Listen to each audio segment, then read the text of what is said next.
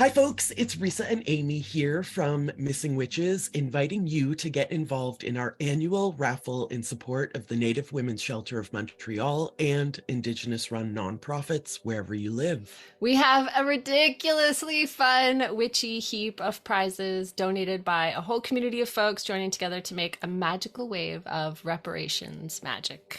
There's a prize pack from Jinx Monsoon, A one-on-one tarot session with Sarah Gottesdiener, magic classes from Pam Grossman, a full year of writing workshops with Kate Ballou and the Bardo. art pieces, jewelry pieces, readings, books, and so much more. Make a donation to your local Indigenous support org or the Native Women's Shelter of Montreal, and then just forward the receipt to missingwitches@gmail.com with the subject line reparations before May 31st. For every $10 you donate, you'll get one entry into the draw. Check out all the details at missingwitches.com/reparations. And blessed Blessed fucking be. You aren't being a proper woman, therefore you must be a witch. Be a witch. Be a witch. Be a witch. Be a witch. Be a witch. Be a witch. You must be a witch. I'm all staticky. I'm all windstormy here today. Welcome home. Welcome, friends. Welcome, listeners. Welcome, witches. Welcome, windstorms and downed trees along the road. Crying fits in the car in the morning. Welcome all our sorrows and all our masks and all our unmaskedness. Welcome to the Missing Witches podcast. Welcome especially to our guest, Nikki Sanchez. We're so excited to finally be in space and in circle. We've quoted you so many times without getting to hang out yet that it got weird. So we're so happy to finally get to meet you and hear how you're doing and how you're thinking, especially in this month that we dedicate to our reparations project in support of the Native Women's Shelter of Montreal. I want to say a lot of brilliant things that you've done and things that I'm in awe of by you, but I think it's more interesting if you feel like up to it. Tell us who you are today, what projects are front of mind for you.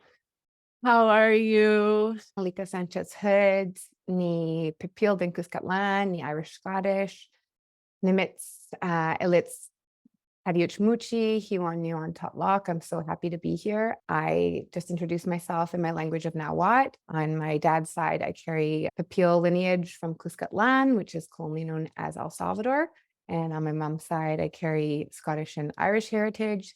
And I am joining you guys today from the incredibly beautiful unceded territories of the Coast Salish people, specifically the Lekwungen speaking people, where I've been a guest since an early age, because I was born during the war in El Salvador. And so my mom and I had to flee to Canada. And so I've spent the majority of my life as a guest here, but also back home on my own territories, as well as on the territories of the Quiche Maya in Momostenango. And I am, I think, very, very much a product of my circumstances, and because of coming into life in the middle of a revolution and a struggle for the survival of my own people's indigeneity and our language and our ceremonies and our culture, and then being displaced onto unceded lands of other Indigenous people, and then just really seeing this, massive phenomenon of colonization that has touched every corner of our earth and has done a really, really good job of making us feel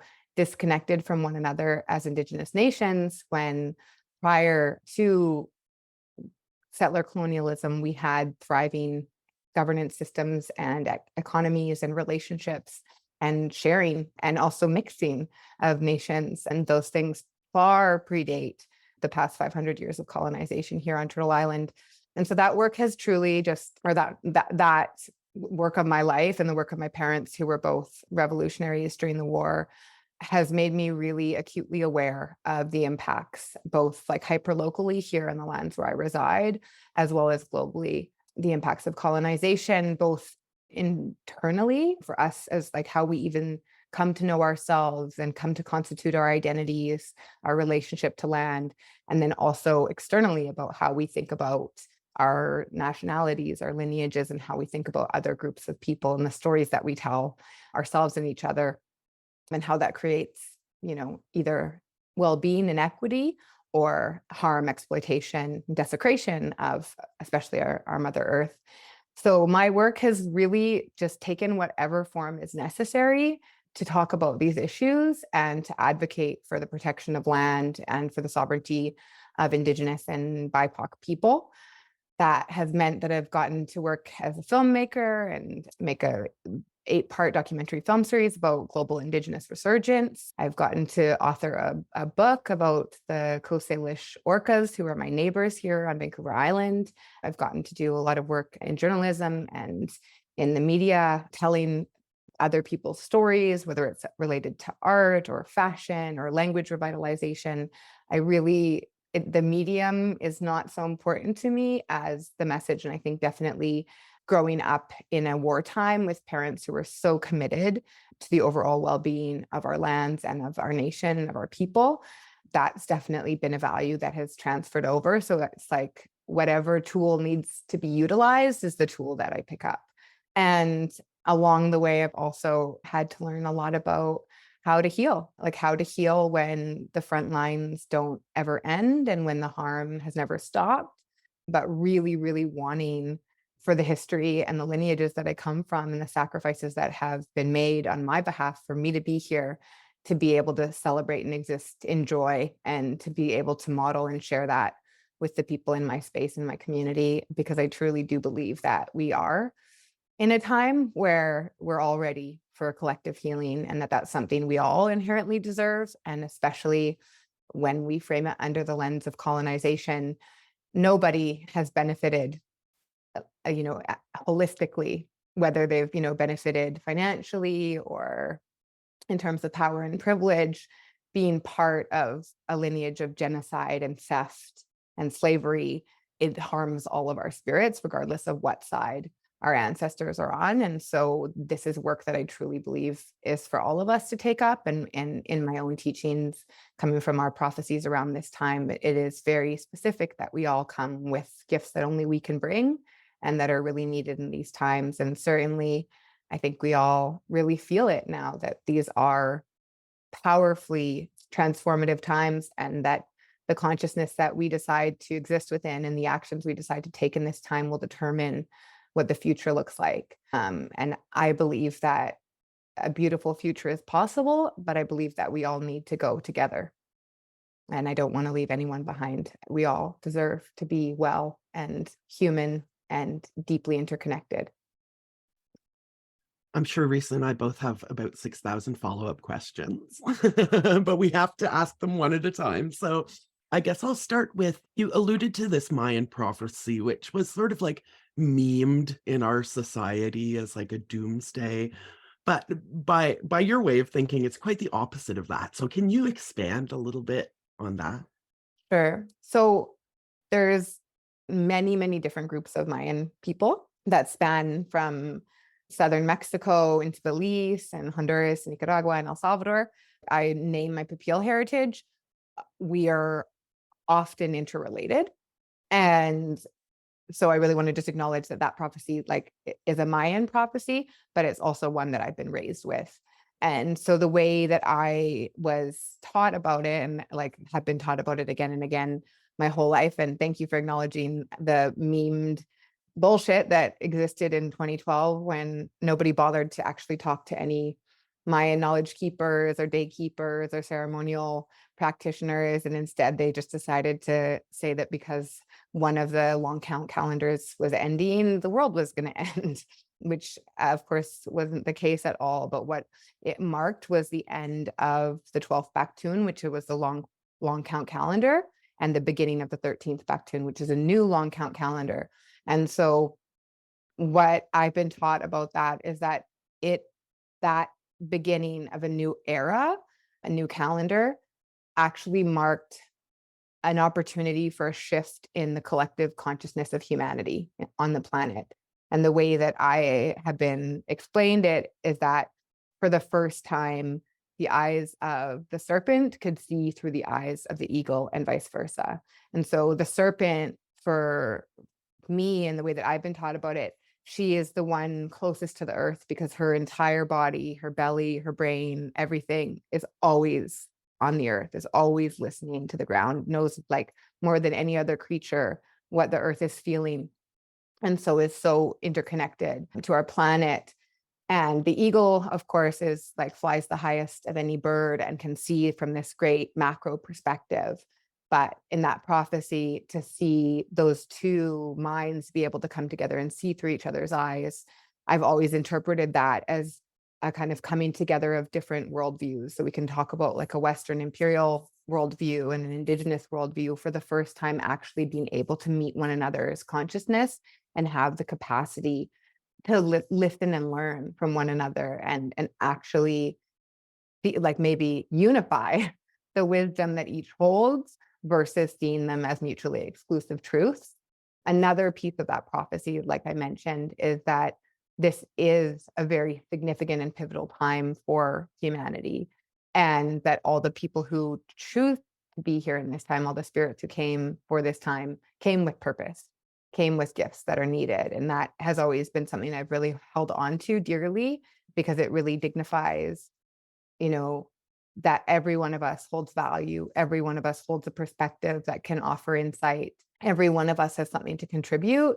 And as much as these times have felt incredibly daunting, the teachings of that prophecy have always kept me afloat in believing that even, you know, the smallest actions of kindness or care, or even just being committed to the well-being of myself and those around me, and both the human and non-human beings around me, has significant impact. And even though it may feel small, in the spirit world, things take on a really different kind of level of impact, and we never really get to know the full extent of what our actions do create.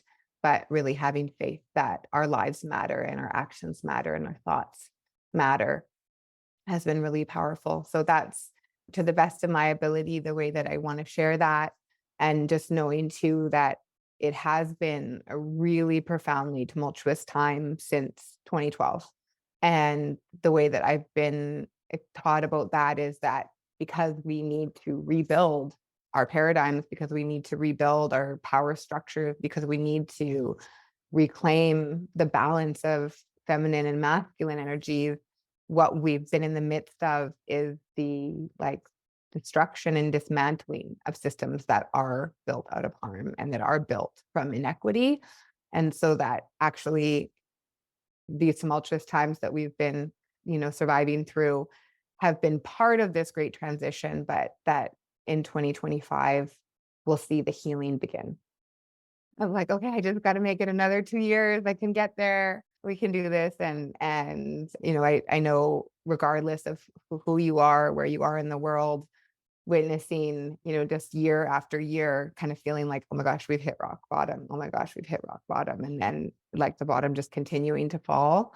And really, for me, when I was given the teaching about 2025 being the turning point where we can actually shift into healing, it allowed me to kind of release some of that sense of dread and fear, because it's been so much, you know, just kind of disbelief of, you know, what's happening to our planet on a climate level, what's happening in our political systems around fascism, racism, and polarization, what's been happening to the women and non-binary folks around the world and their oppression, and how all of those things are interconnected. And so coming to see this like great unraveling as a necessary point for us to begin to be able to build something entirely different and something entirely equitable and sustainable has made it a lot easier to get up every morning and keep at it and find solace even in the grief and even in the sorrow. I guess as a parent and thinking about what an education your parents gave you, I mean, they sound so astonishing. How do you think we raise kids for a future like the one you can help us imagine? You've taken up their work in such a wholehearted, and I love the platform agnostic approach too. Like, I'm going to use whatever fucking tool. I'm here to keep moving, to keep telling this story, to keep building this vision, you know. I really, really relate to that. And I thought that was so so powerfully stated. I just wonder, yeah, if you would think out loud about how we build that future, especially from the perspective of parenting. Yeah. I want to share a story. The last time I was with my dad, he was asking me whether or not I was going to have children.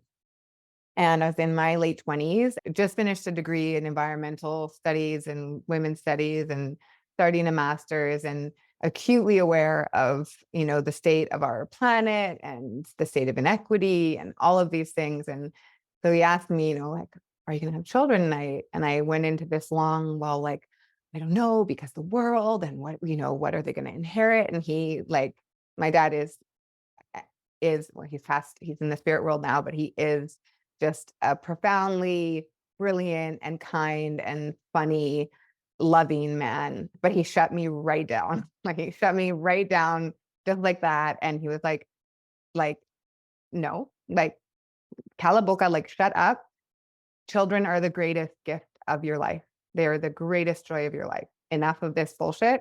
You're having kids. And that's really stayed with me. And I think, like, we get really cerebral, especially that is part of white supremacy, is that we live solely in our minds. I think, therefore I am. And we forget about all the wisdom that we embody, that lives in ourselves, that is gifted to us from, 5,000 ancestors that had to exist for us to be able to be here. And I think, I want to acknowledge, like, I have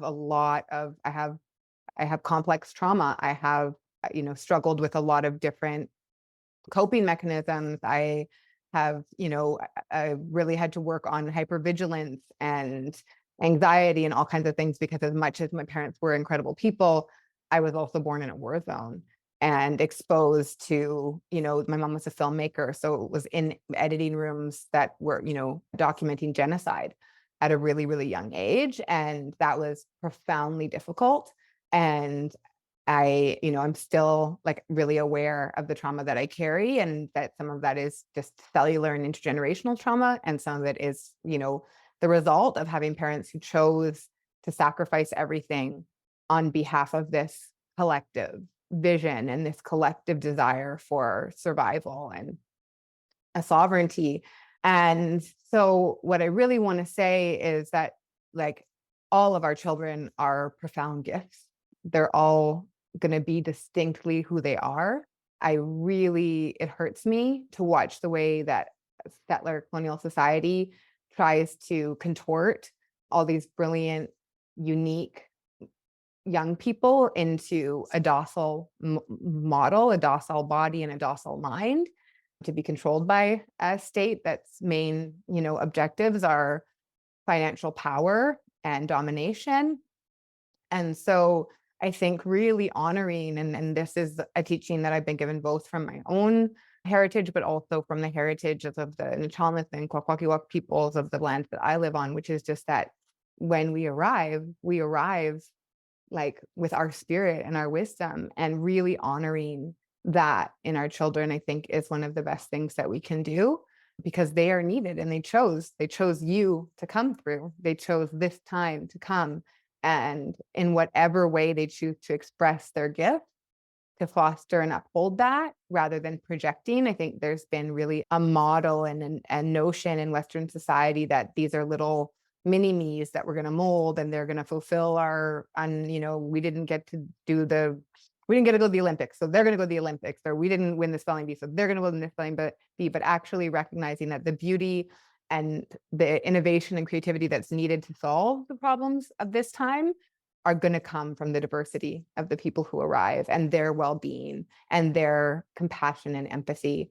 And so I think cultivating young people who feel secure and loved, especially in, from gestation to the first 5 years, being like, just knowing that they are loved unconditionally and they have everything that they need. And when I say everything they need, I'm not talking about fancy strollers or the coolest new baby gadget, but love, food, shelter, community.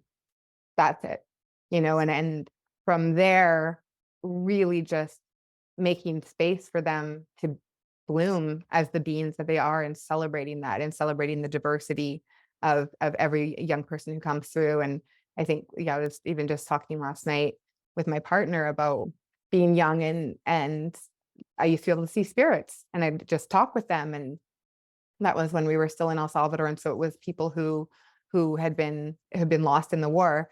And that was such a normal thing that I'd, walk from one room into the other and say, oh, I was just talking with Abuelita Juliana, and she said this and that. And all the adults would, turn pale because they couldn't believe that I just was talking with their late mother.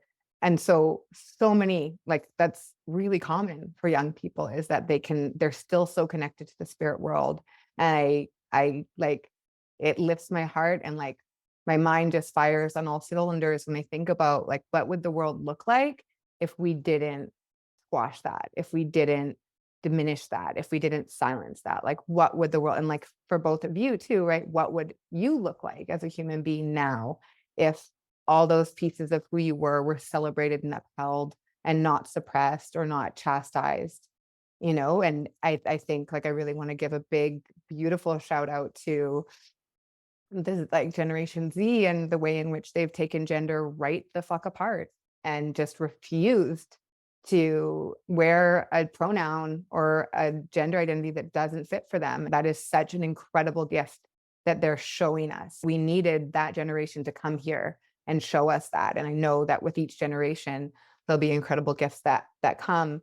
But we also, I think, I'm not a mother, but I'm an auntie, and I recognize that there's an immense amount of responsibility as someone now who is making decisions that will have profound impacts on the future of the planet, on the future of our society and our technology, and really, really wanting to think about, to quote one of my heroes, John Trudell, like, how do we stay human? How do we, in a time where we've survived so much harm, so much persecution as women, so much persecution and harm as BIPOC people, how do we really, really remember what it is to be a human being and stay that way, right? And not turn to stone, and keep our hearts gentle and kind. And that's something I really think about a lot, because one of the big challenges with our current technological reality is that we're seeing that children aren't cultivating empathy or compassion, because if they're engaging over platforms, they're not having to see the impacts of their action. And so it's creating sociopathic behavior styles in children who aren't being socialized offline. But that's not their fault. It's the fault of, all the developers of this technology, and Apple, and everyone who's profiting immensely from these tools without ever asking, what are the impacts?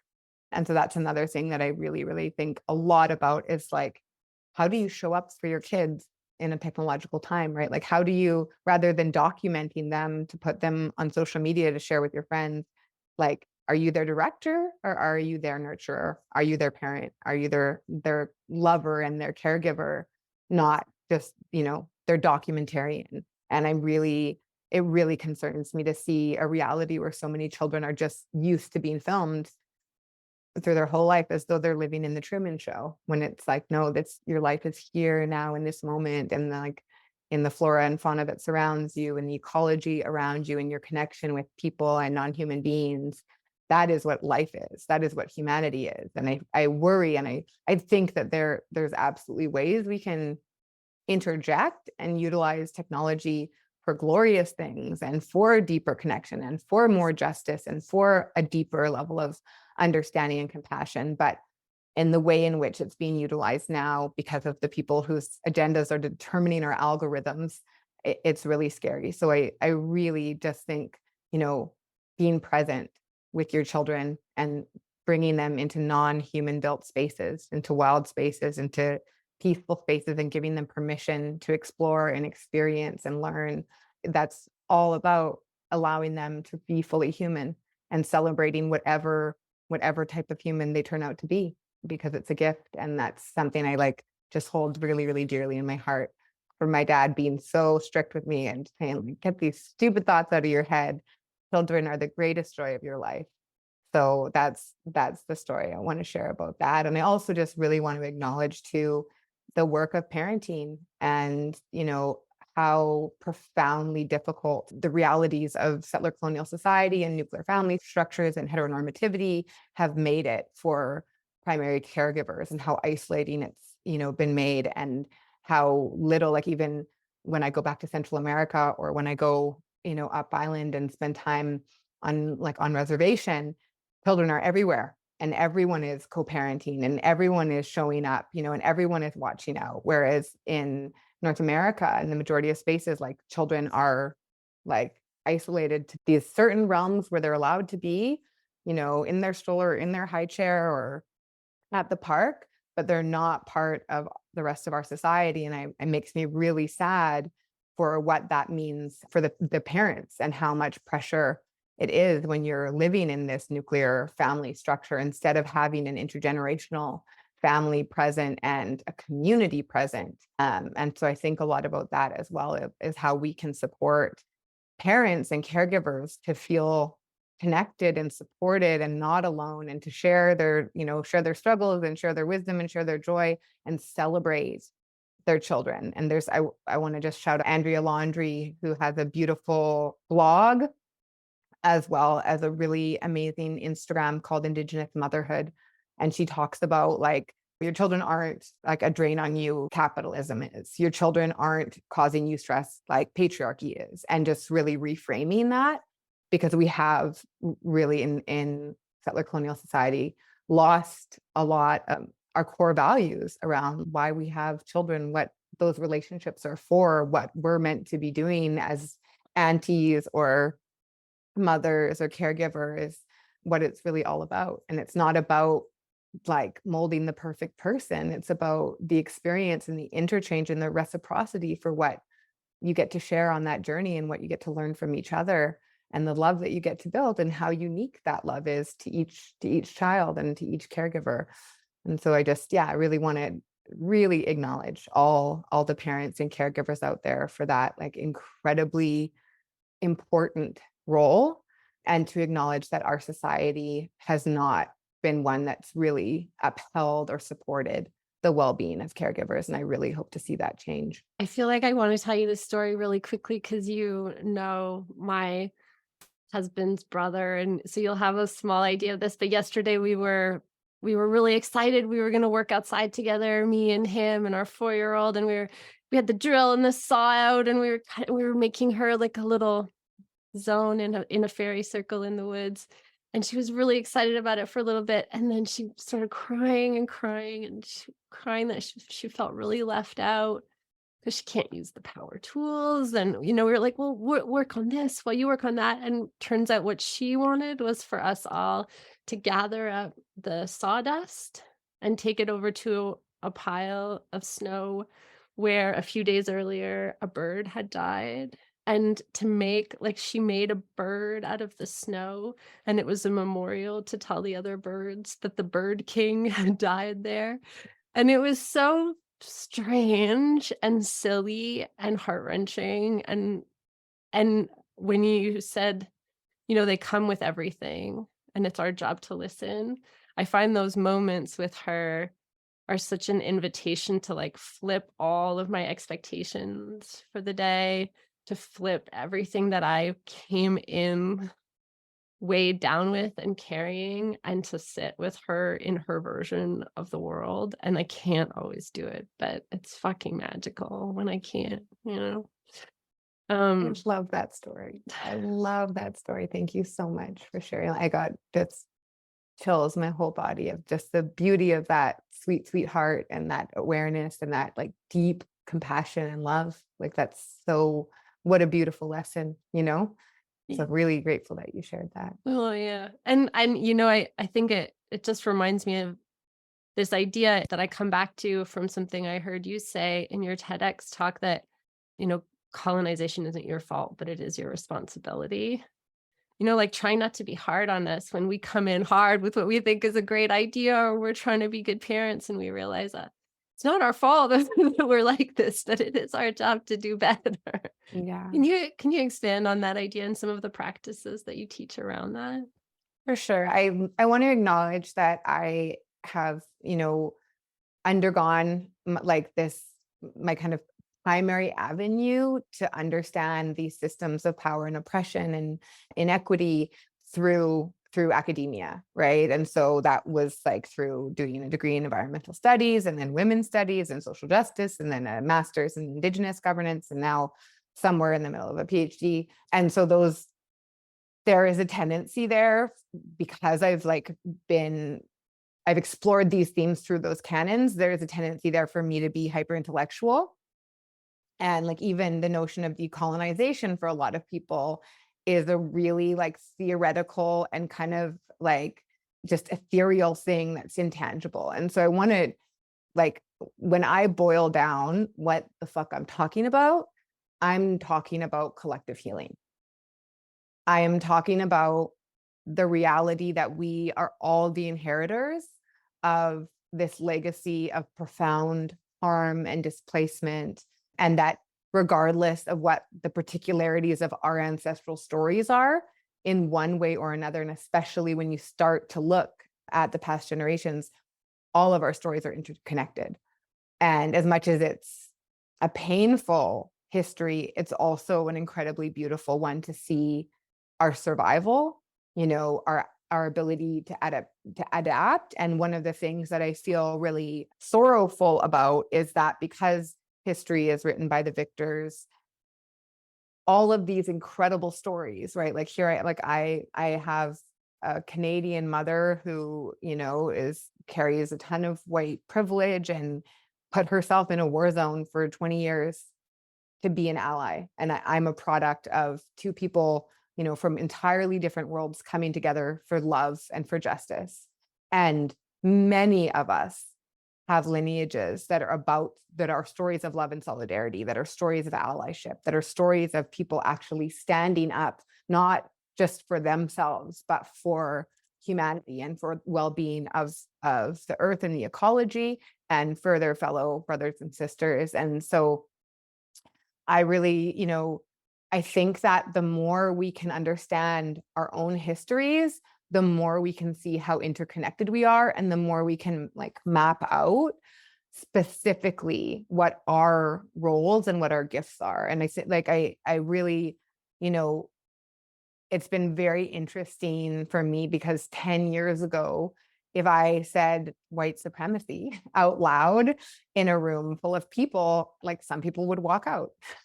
And thanks to the work of incredible activists, both like Indigenous activists and I Don't Know More, and Black activists and Black Lives Matter, and all kinds of other global movements, we're now at a time where we don't have to like justify or argue that white supremacy exists or that patriarchy exists, but that in fact, these are the systems that have designed our society that we've inherited and been born into.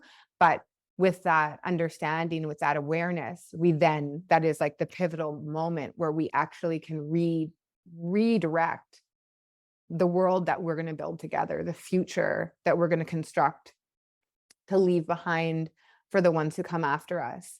And that for me it's a place where we take our power back. That is the instant where we can choose healing, right? Where we no longer have to be blindly complicit within systems of harm.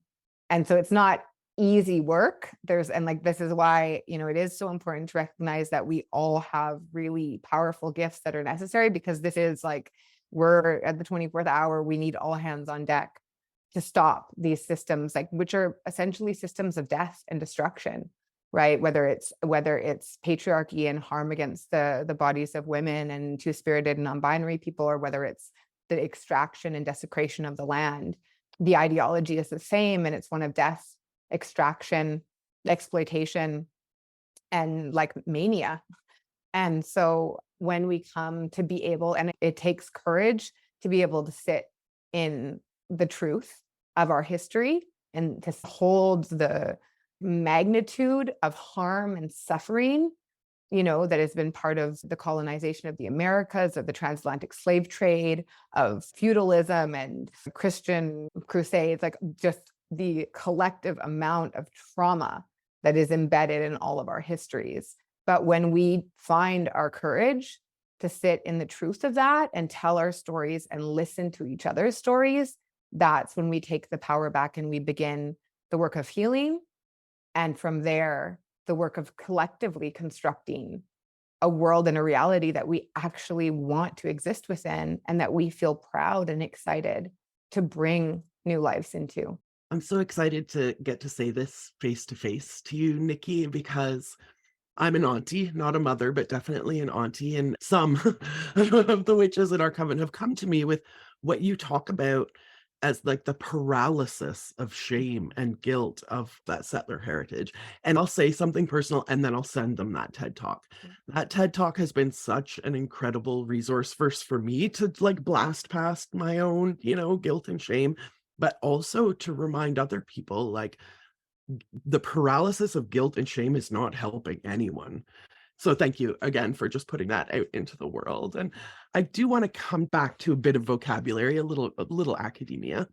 Can you talk a bit about indigenizing versus decolonizing? I think it's a very important distinction, and I would love to hear you. For sure. So I choose to be a decolonial educator because I am someone who carries mixed heritage.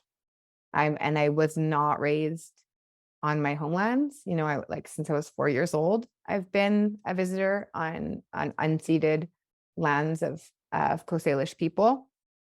I wasn't raised with my language, and so although those are things that I seek for myself as part of my own reclamation and my own healing, that's also not my work to do.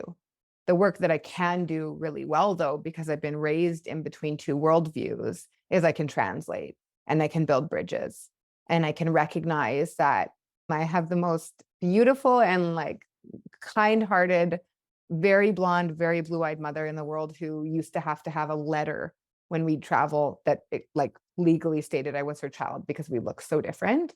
And recognizing, though, that my proximity to her privilege has meant that I could go to university, has meant that I, as much as I detest it, can navigate bureaucracy.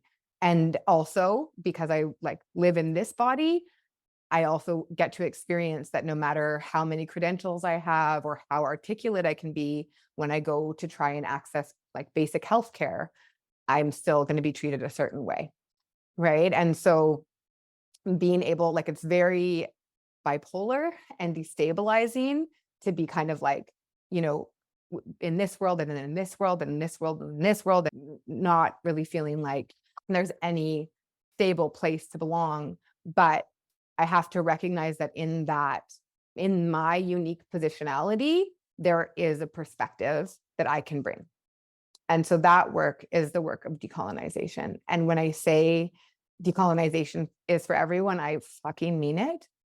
And so often, and this is really a paternalistic worldview, which is part of a white supremacy value set, is that the work of decolonization would be to go into a community in Africa and build a water system, or would be to go into an indigenous community and set up a sports program. And if that is not your community, that's not your fucking work. Your work is to look at the ways in which the systems of power and privilege that you exist within are causing harm in other places, and how the wealth that you get to enjoy, the land that you get to occupy, the institutions that you get to belong to, where the trade-off is in terms of who's not getting that, then who is being displaced from that, who is not benefiting from intergenerational wealth when you're getting handed down property on stolen land. That is the work of decolonization. And so often there's this it's a compulsive desire for settler people to want to go into other people's communities and be the white savior. You're actually not recognizing that the systems of culture, worldview, economy, extraction, power, and privilege that you come from are the root of the problem. So don't go put a Band-Aid on the problem, especially not one that you think is needed. Address your own community, address your own legal system, address your own political system, deconstruct the origins of harm. That's what decolonization is. In that, there is no safe space in decolonization where we get to step into theoretical and then step out to but my personal life. No, it's all interconnected. There is no like compartmentalization. It's just as much how you live your life, how you treat the people around you, the way in which you show up to give mutual aid and care and, build communities of equity and resiliency, as it is the way in which you decide to run for office, or the curriculum that you develop as a teacher, or, the modalities that you utilize as a caregiver. That work is for everyone. For the people who are every day living with the weight, the oppression, and the absolutely dismal impacts of colonization, that is not their heavy lifting to do. That's not their fucking work to do. And they shouldn't have to be showing up to educate white people about, why they deserve basic equity, human rights, and dignity. What would be beautiful, and what I hope to see in my lifetime, is that all of the forms of harm that have been pushing on communities of color, Indigenous communities, Black communities, that we do our work, as people who hold privilege, that we do enough of our work to prevent those systems from pushing anywhere but on itself, to be accountable, to redesign, to be equitable, to uphold the values that actually align with the world that we want to create, so that communities of color, communities who've been historically oppressed and extracted from, can actually do their own work of sovereignty. So whether that is language revitalization, whether that is land-based practices, whether that is ceremony, whatever it looks like, and determined only by those communities themselves, that they have the capacity and the liberty and the time and energy to do that work of being who they are. And that is the work of indigenization. And sadly, so much of our identities as racialized people have had to be in response to the oppression that we face. And so we know ourselves only as shaped by responding, resisting, revolutionizing against the ways in which we're being oppressed for our own survival. But the world that I want to bring into being, first by bringing it into our consciousness, is what would our world look like if we weren't contorted into being reactionary. And the way I think about this a lot, and I think it's a really good example, is around first wave feminism and the failure of first wave feminism, because it shaped itself in response to its oppression. And so power was equated with what patriarchy looked like. And so rather than fighting for liberation, they fought for equitable power, and then just recreated the same forms of oppression against other communities and women of color. And so it's as though if we do not have a transcendent ideology of what liberation and sovereignty looks like, we're only going to be a reflection and an imprint of the harm in which we've been shaped by. And so that's when I talk about healing.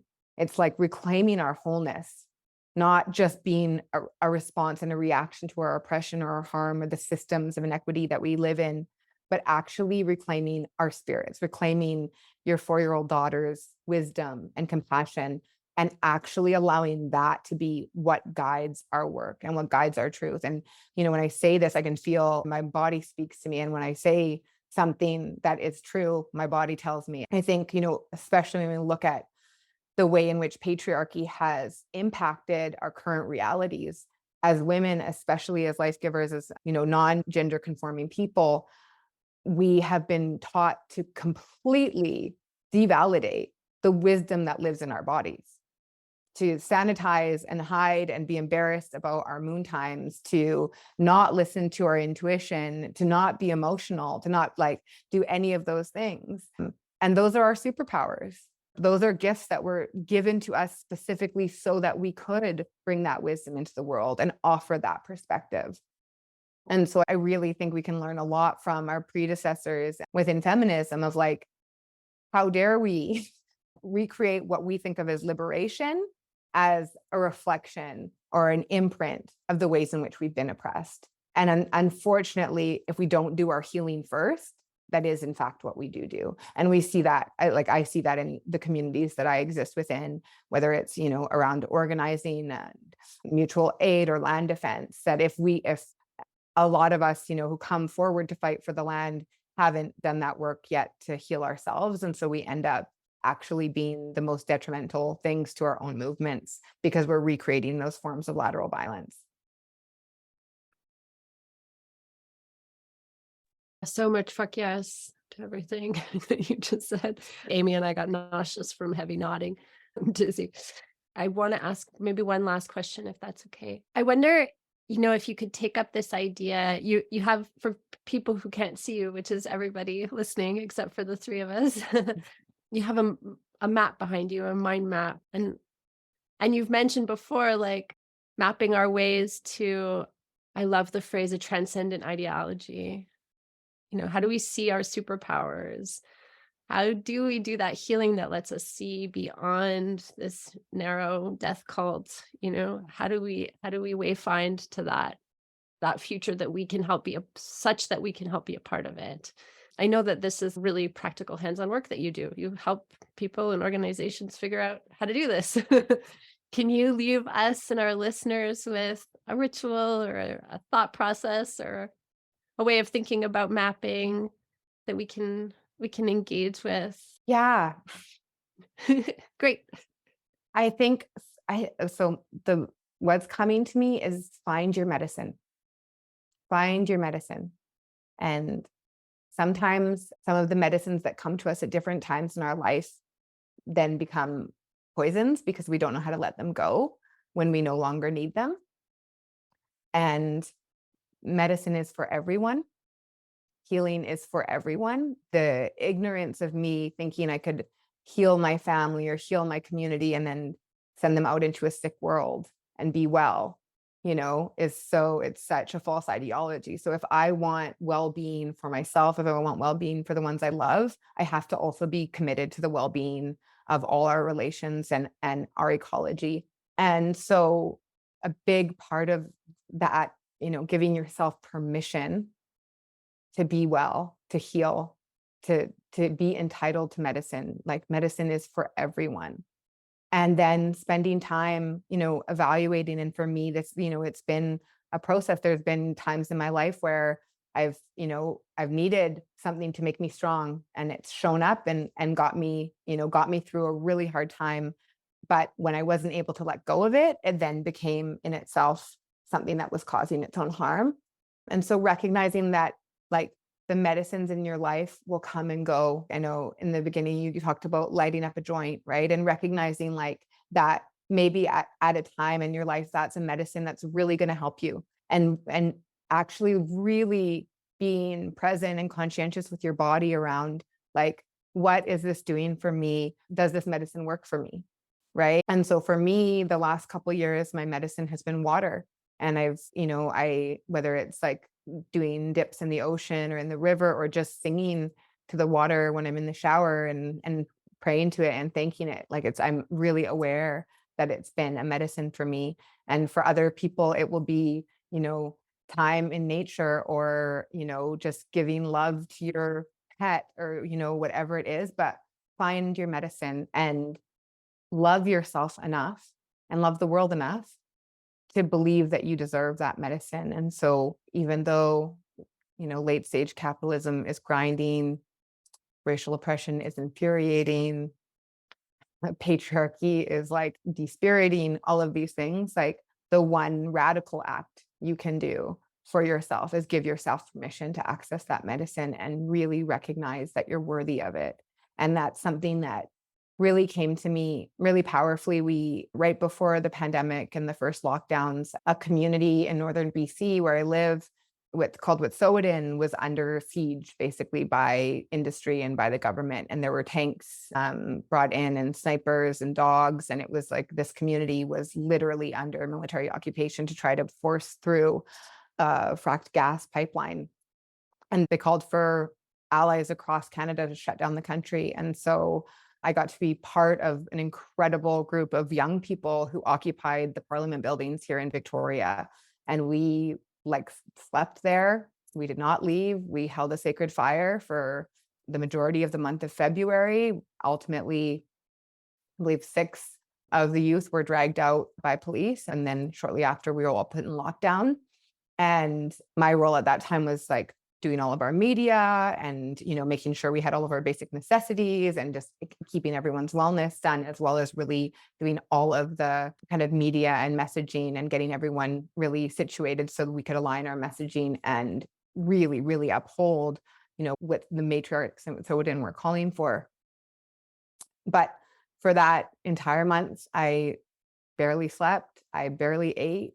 The place I extracted from again and again was my own body.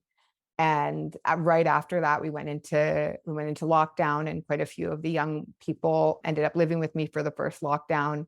And I was still in such a state of heightened adrenaline that I'd get to 5 o'clock in the day and I'd be like, oh, why do I feel so shaky? What's wrong with me? And I would realize like, oh, I haven't eaten today. I haven't even fed my dog yet today because I've extracted so much from myself. And I had this like lightning strike of awareness of the hypocrisy for me to extract, for me as a creature of this earth, as part of this beautiful web of interconnectedness and a product of this like planet that I love so much, for me to be extracting from myself and my well-being in the exact same manner I was fighting against industry extracting from our land. And to really see that ultimately, if I believe that our land deserves respect and to be tended to and to be listened to and to be honored and to be held sacred, that I have to also embody that for my own body, because I'm an extension of that land, of this beautiful planet. And that has been a fundamental shift for me. I think a lot of us, especially those of us who are sensitive and deeply compassionate and really, feel deeply, we become our own sacrifice zones. And that's ultimately, we're contributing to the harm when we allow ourselves to be a sacrifice zone. It feels like we're giving up for the greater good, but ultimately what is needed more than anything is your well-being for the long haul. And I talk to the people that I love and the people that I do land defense with, like, I want to get old with you. I want to sit back and be grannies telling stories and laughing about this shit with you. I want us to get there. And for our movements and for the values and the issues that we're so committed to, whatever they may be, like, we're only going to be able to see them through if we can stay present and our lives are sustainable and we take care of ourselves enough to be able to continue to show up and to be there for the next generations, and to recognize that our roles might change, but we are necessary. And that intergenerational piece, I when we were occupying the legislature, I looked around and I was like, 30 at the time, and I was like one of the oldest people there. And I just remember looking around and feeling so sad because I needed my aunties. I needed my elders. And I know that there's an incredible history of activism and frontline land defense and everything right here on Vancouver Island. But because it's taken such a big toll on those who put their bodies on the front lines, a lot of them aren't still here with us. And I don't want that. I don't want that for myself and, my compañeras. And I don't want that for my little brothers and sisters either. I want us to get old together. I want us to tell these stories together. And I want us to recognize that if we're actually really, really committed to these movements, then we have to be committed to our own longevity and our own sustainability, because we are necessary to seeing them actualized.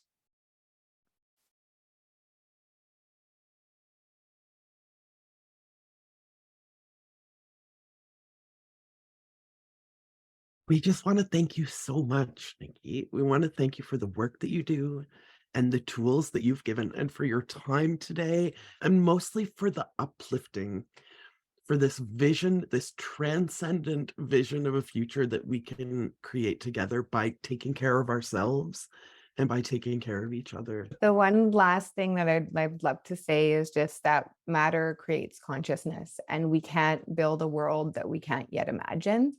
And so if you can do nothing else, start with beginning to taste, touch, feel, experience the world that you want to exist within, because it actually is our collective consciousness that will get us there. If we're locked in fear and doom and apathy or grief paralysis, we cannot be in that place where all of us are life givers, all of us are creators, and we have such incredible power to build worlds. And we do that with our hearts and our minds. So that has been for me, like one healing practice, and also something that allows me to feel like, if I can do nothing else, like I'm going to start to imagine that world into being. And I really believe there's so many people around the world doing such good work on so many different levels. But that work of collectively bringing our consciousness towards what does harmony look like? What does peace feel like? What does your fullest expression of the blooming of your humanity, what does that look like? And actually allowing yourself to start to construct that is actually one of the most powerful things we can do, because if we can't imagine it, if we can't imagine anything other than the history of oppression and pain and harm and conflict, that's all we're going to be able to create forward. We need to start imagining these worlds so that we're able to give birth to them. What's the best way for our listeners who want to support you and support your work and support your vision of the future? And what's the best way for them to find you, reach you?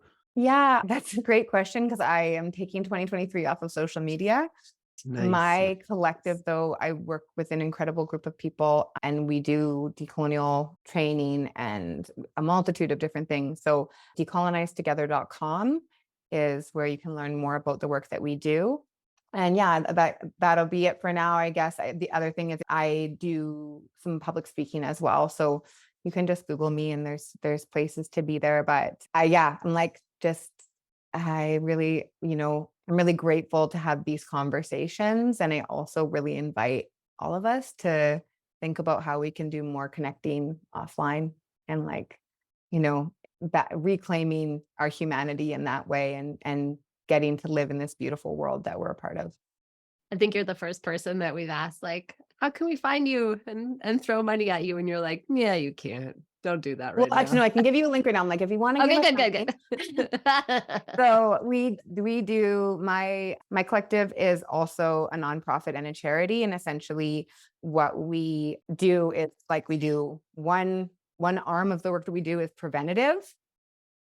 And the other arm is reparative. So the charitable stuff is directly supporting land defense, language revitalization, healing justice, even things like basic housing and things like that for our community members who are not supported. And we also do a lot of education and capacity building. So if you would like to support that, I will give you a link right here. And we'll be bringing a group of Indigenous and BIPOC change makers and leaders and women who have given of themselves extensively for the world on a ton of levels. We'll be bringing them out into the old growth forests this summer to do just deep restorative healing. And that's something that I'd be so grateful for anyone who wants to support that, because so often the folks who are really leading us forward are not supported, and there's no space for them to do that work of sustainability and giving themselves their medicine and actually refilling. And I think that's one of the biggest things that I've learned for myself, is that if I'm going to put my body on the line to defend the land, then I need to also go back to the land and allow it to refill me so that I'm able to show up again and again in a good way. And that needs to be the kind of reciprocity that I honor. And so that's an opportunity that I'm really excited to be able to offer to other women who do work that is just so inspiring and is uplifting so many of us. For folks who are listening, we'll have the link in the show notes, but it's a CanadaHelps.org link for a charity called Awinakola. Awinakola. So, and Decolonize Together is part of Awinakola. So, of course, it's Reparations Month here at the Missing Witches podcast. And so if you do want to make a reparation or a donation to this specific organization, then you can join our fundraiser and maybe win a prize for making a reparation to this incredible organization. So win-win. Awesome. I would just say too, just a quick note, because Awinakola Decolonize Together is a component of it. If you do donate on that link, in the note, you need to say for Decolonize Together. Thanks for sharing that with us. Thanks for sharing the transcendent future, the idea of an ideology that could go beyond. Thanks for lending your voice and all your brilliance and research and the feelings from inside your body to the sense that we have too, that we can conjure a real living future, that we can be part of that. We don't have to fucking give up on that. We refuse. And we appreciate every ounce of energy that keeps us from collapsing under the weight of all of this and believing in 2025.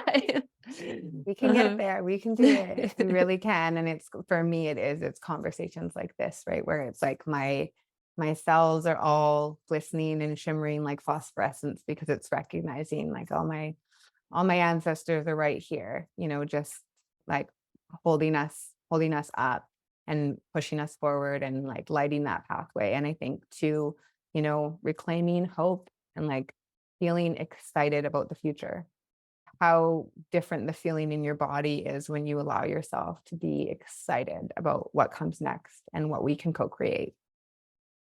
I know that I sometimes feel my ancestors, or I feel my body reacting. Sometimes these days I also feel our coven, because we get to spend so much time talking to these incredible people. And I feel them now, like doing the full body nod, sending you their energy and their love for your work and their appreciation all over the world and supporting you. I know this work takes a fucking lot out of you. So I hope that you feel that wave of love and support from, again, a strange community of witches gathered in this space we make between our ears. I gratefully received that so much. And just, I'm so grateful for the work that you guys do and the community that you create. And I'm really, really honored to have been part of this conversation today. Blessed fucking be, I guess. I'm blessed fucking be.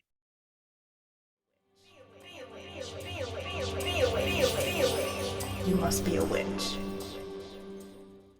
The Missing Witches podcast is created by Risa Dickens and Amy Torak, with insight and support from the Coven. Amy and Risa are the co-authors of Missing Witches, Reclaiming True Histories of Feminist Magic, which is available now wherever you get your books or audiobooks, and of New Moon Magic, 13 anti-capitalist tools for resistance and re-enchantment, coming fall 2023.